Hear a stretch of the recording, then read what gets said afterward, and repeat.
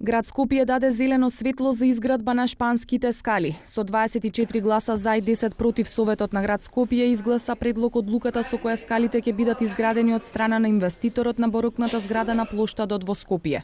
Според координаторот на советничката група на СДСМ Дамјан Манчевски, опозицијата предупредувала многу порано дека се работи за државен рекет, кој според него многу брзо од инвеститорот ќе биде побарано да го компензира ослободувањето со градбата на шпанските скали на негова сметка. На инвеститорот наводно одеднаш му текнало да ги изгради шпанските скали на сопствена сметка.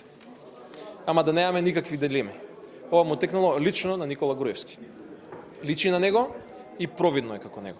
Во текот на расправата најгласни беа советниците од страната на опозицијата, според кои градењето на шпанските скали е само узурпација и занемарување на интересот на граѓаните.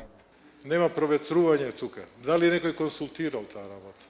Некој има ли нешто, некоја студија, некои стручни луѓе исконсултирано за да се види дали овие објекти и силувањето на плоштадот е во интерес на граѓаните.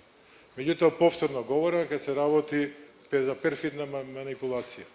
Не само што имаме заобиколување на интересите, туку имаме заобиколување и на самата процедура.